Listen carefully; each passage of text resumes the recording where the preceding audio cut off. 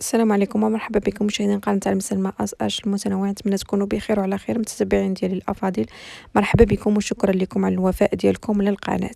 جيتكم اليوم فيديو جديد، وصفة جديدة، نتمنى انها تعجبكم وتستافدوا منها. وصفة مجرباها انا شخصيا، وصفة لطرد الفيروسات. هذه فترة الفيروسات والانفلونزا والنزلات البرد، الناس اللي كيعانيوا من السعال وضيق التنفس ومن الكحة ارتفاع درجة الحرارة. هاد الوصفة أنا راه مجرباها عليا وكانت عندي هاد الأعراض وجربتها عليا، فعالة جدا. فيها واحد المكونات اللي فعالة ومكونات طبيعية زوينة بزاف، غادي تنفعكم الناس اللي كيعانيو من هاد الأعراض.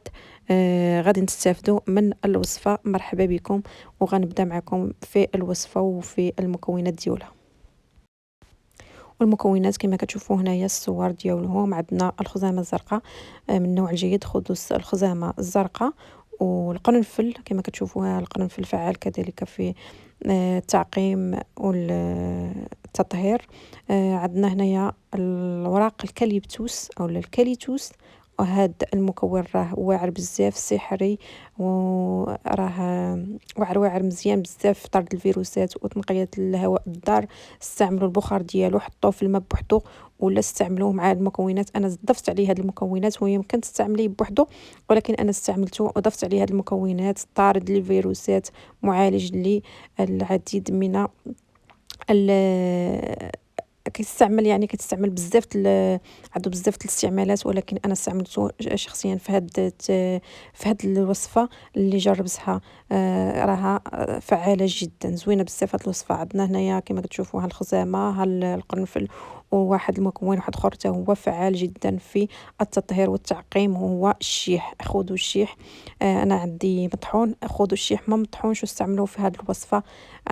توفر عندي غير المطحون، انا استعملت غير المطحون. هنايا القرنفل كما قلت لكم وسبق قلت لكم حتى هو فعال في التعقيم والتطهير، زوين بزاف. القرنفل فعال، مكون حتى هو طبيعي زوين بزاف. وهاد المكونات راه ما ضاراش ابدا، راها مفيده بزاف في التعقيم والتطهير. وهنايا غناخدو اوراق الكاليبتوس اللي كنكونوا حيدناها من الجدر ديالها، داك اولا من داك العود ديالها الكبير على هاد الشكل. كناخدوها وكنعقموها ولا كنغسلوها مزيان ولا كنمسحوها باش ما يبقاش فيها داك الاتربه ولا الحشرات دوك الصغيورين، لان غنعقموا بها جو الدار وغنستعملوها كذلك لنفوسنا. يعني حنا شخصيا يعني غادي هذاك البخار او لا حنا غادي نستعملوه على الذات ديالنا وعلى نستنشقوه. يعني راه ما يمكنش تستعملوه يكون فيه التراب ولا يكون فيه البكتيريا، يعني دوك الحشرات الصغيورين. غناخدو هاد الكاليبتوس، راه فعال جدا بزاف، استعملوه ما يخطاكمش، خصوصا مع هاد الفتره ديال الانفلونزا. حطوه في الدار ديما يكون عندكم، وتحطوه في الماء وتستنشقوا البخار ديالو. هنايا انايا حطيته هنايا وحيدته وغسلته باش نستعملو في الوصفه. وغناخد واحد الطنجره، خذوا طنجره ديال الاستعمال، يعني يمكن تستعملوها ما تكونوش تستعملوها الماكله، ولا يمكن تستعملوها الماكله ماشي مشكل. راه هاد المكونات راه ما ضاراش. غادي ديروا عليها، غتعمروا عليها الماء وغتحطوا فيها هاد المكونات. غنبداو بالكاليبتوس، غنحطوا فيها الكاليبتوس ديالنا على هاد الشكل كما كتشوفوا، وغادي نضيفوا عليها باقي المكونات. كل من الخزامه والقرنفل والشيح. غنعمروا عليهم الماء مزيان، عمروا الماء مزيان. عمروا الماء مزيان باش هذاك الماء هو اللي غيطلق لنا البخار. عمروا الماء مزيان على هاد الطنجره، ولا في الطنجره يمكن لكم ديروا طنجره الضغط وتبقى يعني، وتنقصوا البوطه وتبقى الصفاره تدور وتطلق داك البخار ديالها. غادي تستافدوا منه احسن، ولكن انا بغيت نتبخ هاد الشيء غير في الطنجره. هنايا حطيت في الطنجره واستعملت في الطنجره هنايا على هاد الشكل.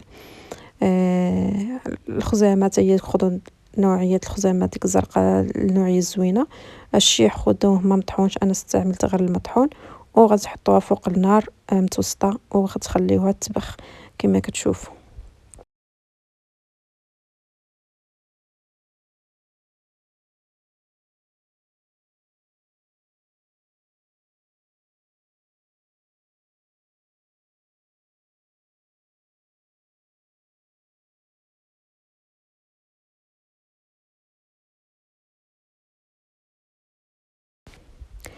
وبعد ما كتبخ هنايا فوق النار كتطلق داك اللون ديالها، لانها كاين الخزامه، كاين الكاليبتوس، كاين القرنفل والشيح، كيولي اللون ديال الماء احمر على هاد الشكل. يمكن تستعملوا هاد الوصفه في الصباح وفي في الليل هاد الماء يعني تستعملوه نهار واحد في نهار واحد، والغد يمكن لكم تستعملوا تحيدوا هاد الماء وديروا الوصفه عاوتاني من جديد، لان ما كيبقاش عندها المفعول ديالها.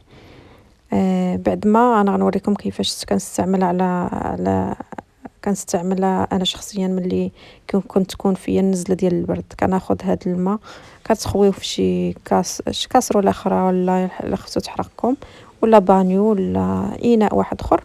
ولكن انا استعملتها مباشره من الاناء. غتجيبوا واحد الفوطه ولا واحد الزيف اللي غيكون كبير وغتحطوه على روسكم، وكتبقاو تستنشقوا في هاد في هاد البخار ديال هاد المكونات وهو سخون، وكتحلوا فمكم مزيان، وكتحلوا فمكم مزيان، وحتى النيف ديالكم يمكن تخليوه يطلع لكم مع النيف ديالكم باش تستنشقوا مزيان، وتحيد منكم هذيك لا درجة الحرارة ولا السعال ولا الضيق التنفس. يعني راه كتسهل عليكم كل شيء. هاد الوصفة مجربة وفعالة، جربوها على حسابي، راه زوينة بزاف. الناس اللي كيعانيو من هاد الاعراض استعملوا هاد الوصفة وحطوا اللايك. ما تنساوش اللايك باش تعم الفائدة، طلع الفيديو تعم الفائدة وانتشر الفيديو، علاش لا، وتستافدوا جميعا.